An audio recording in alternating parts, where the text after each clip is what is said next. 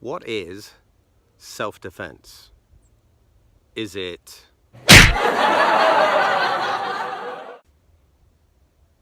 what skill set do you think you'll need in order to be able to properly protect yourself? Could it be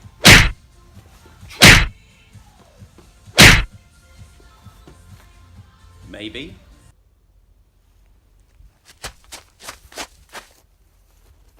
does shooting at paper targets help? Maybe.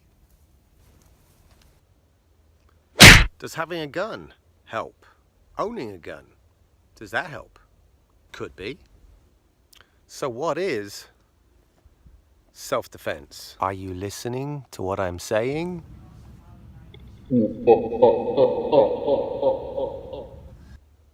So let's talk about your interpretation of what you think or what you believe self-defense or self-protection include. Does it include one class and then check it off the box? Does it include multiple classes? If so, which one is the right thing to do, or how is it the right thing to do, or how do you train? What do you train in? My friend told me karate is the best thing. My other friend told me, who just got out of the military, is no, you need military training. Well, what is the best thing? What helps you? What will work for you? Well, we all know that certainly doing nothing won't help you at all. We also know that being skilled in one set of martial arts skills and or self-defense training techniques isn't the only be-all and end-all either. We say this because very often we get calls from either especially college-bound students, 17, 18-year-olds. They want to take a self-defense class. A, as in singular, one. While it's true one may help a little bit and give you a kind of a glimpse, if you will, into the world of self-protection, one class isn't going to cut it. One class will or could make you feel, okay, well, I've done that. I can check it off the box. I am now safe. Think about how many possibilities or how many scenarios you could be in that may end up in a violent confrontation or a violent situation or a violent outcome. What is it that you could do, or how would you deal with the situation after you've had a singular training, self-defense workshop or class? That begs the question, if you're serious about self-protection, shouldn't it be an ongoing concept or an ongoing thing? Think about the stresses that are associated with self-defense. Okay, think about how aggressive it would be, how violent it would be, how fast it would be. The thought process. Is this really happening? What's going on? Wait, is this real? I don't understand. What do I do? How do I do? When do I do? What is the person using? How have they grabbed hold of you? Are you laying down? Are you sitting in a chair? Are you stuck behind a table? Are you at a desk? Are you in a crowded room? Does the person have a weapon? Does the person have more than one weapon? Does the person have something sharp and pointy? Does the person have a hammer? Is the person drunk? Is the person high? All of these are going to be different scenarios. Plus, throw into the pit, if you will, or into the mix, the fact that we are taught to be nice people.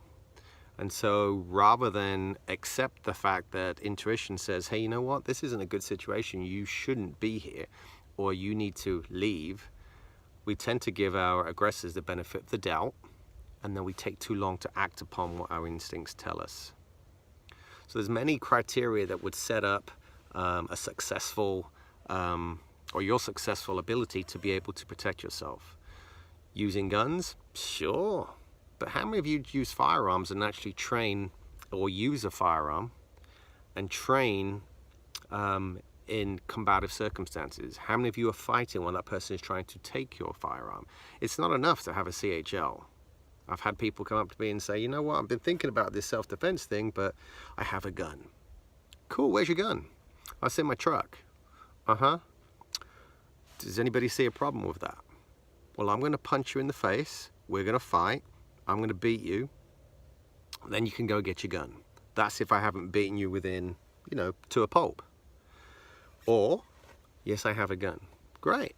You ever see a Joe? Yeah. Where is the gun? Do you have it on you? Well, I don't usually carry it around with me. Okay, so it's pretty much useless to you. How often are you training? Well, it's very expensive to train.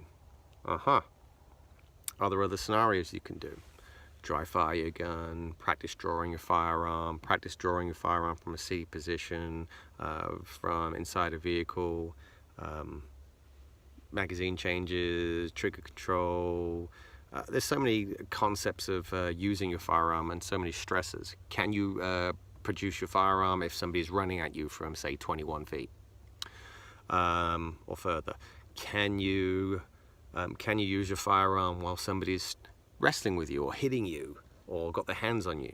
Can you get it out of your bag? Can you get it out of your purse? Can you get it out of your inside or outside waistband? Can you get it out from being wrapped up in your sweater or your jacket or your t-shirt? Have you practiced that? Have you practiced having a hand on your gun while somebody's trying to take it from you? There's so many different possibilities that practicing one isn't going to cover it. Anybody who tells you otherwise is doing you a disservice. Do yourself a favor. If you're going to go ahead and really seriously learn how to protect yourself, find a program that is not a sport-related martial art. Find a program that has professionals that perhaps run firearm programs, perhaps security type scenarios in terms of, you know, family protection, third-party protection, what to do if somebody breaks into your home, what to do if you're in an altercation with somebody, to recognize the telltale signs of aggression and split-second decision making. Strength training, cardiovascular endurance. Now what does that all have to do with anything? Well, if you're out of shape, you're not going to be able to move quickly. Being in shape is good because you may have to fight with somebody. You know, they may be stronger than you, they may out-muscle you, hey, they may even out-fat you, they might be bigger than you are, period. If you're not strong enough, that might be an issue. If you're not fast enough, that will be an issue. If you can't think on your feet, that may be an issue. If you don't recognize what's going on quick enough, that could be an issue. So many deciding factors. So please, next time you want to go ahead and are serious about taking a self-defense class, make sure you look at the options, seek professional opinion. Everybody is different, of course, but I won't take people's money myself if people say they want to do one class, because I don't want to set you up to have you think that you can go ahead and protect yourself. Buying pepper sprays and you know, keychains and those kind of things that you believe may help you, you know, it's a small contribution, but if you've never trained using that or you've never trained deploying it under stress, it's not going to work for you. So these are things you have to think about. But anyway, that's something that's been on my mind. Thanks, guys. See you next time.